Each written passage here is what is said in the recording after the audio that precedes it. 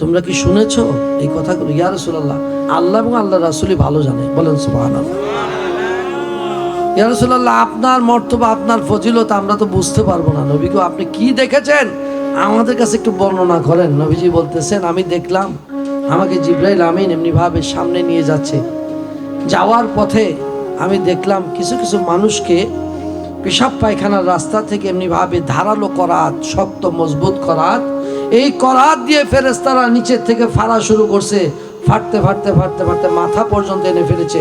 মানুষটা দুই ভাগ হয়ে গেছে। আল্লাহু আকবার। আবার ফেরেশতারা মাথার থেকে পোছানো শুরু করছে, করতে করতে পেশাব পায়খানার রাস্তা পর্যন্ত এনে ফেলেছে। সেই মানুষটা দুই ভাগ হয়ে গেছে। আল্লাহু আকবার। জিবরাইল আমিনকে বললাম, জিবরাইল ব্যাপার কি, এটা ঘটনা কি? ইয়া রাসূলুল্লাহ, একটু সামনে অগ্রসর হন। কিছু দূর যাওয়ার পরে দেখলাম একটা মানুষকে উপুত করে শোয়ানো হয়েছে।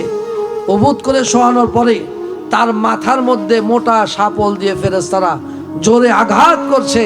আঘাত করার সাথে সাথে মাথাটা চূর্ণ বিচূর্ণ হয়ে যায়, শাপলটা ছিটকে দূরে সরে যায়, পড়ে যায়।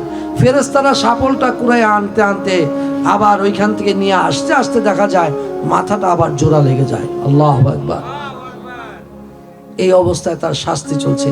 জিবরাইল, ব্যাপার কি, এর ব্যক্তির এই অবস্থা কেন? ইয়া রাসূলুল্লাহ, আরেকটু অগ্রসর হন।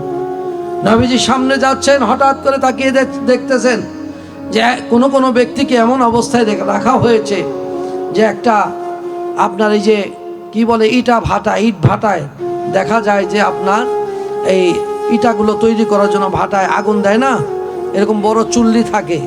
এই রকম চুলির মধ্যে মানুষগুলোকে জোর করে ধইরে এরকম ঢুকানো হচ্ছে।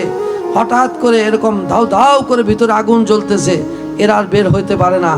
আবার যখন আগুনটা কমে তারা বের হয়, আবার ভিতরে জোর করে তাদেরকে ঢুকানো হয়। এই অবস্থার মধ্যে তাদেরকে শাস্তি দেওয়া হচ্ছে, পুরুষ মহিলা সহ একসাথে। এবং মাথাটা এরকম চিকুন থাকবে চুলার, আর নিচটা থাকবে প্রশস্ত ছড়ানো। এই অবস্থা দেখে নবীজি বললেন, হ্যাঁ জিবরাইল, ব্যাপার কি, এই ঘটনা কারণ কি? ইয়া রাসূলুল্লাহ, এই ঘটনাগুলো কারণ এখনই আপনাকে জানিয়ে দিচ্ছি। আমি সংক্ষেপে বলছি, যেহেতু সময় কুলাবে না। সংক্ষেপে একটু ইঙ্গিত দিচ্ছি যে আল্লাহ নবী রাহমাতুল্লাহ আলামিন কি আমাদেরকে জানিয়ে দিচ্ছেন, কি মেসেজ দিচ্ছেন।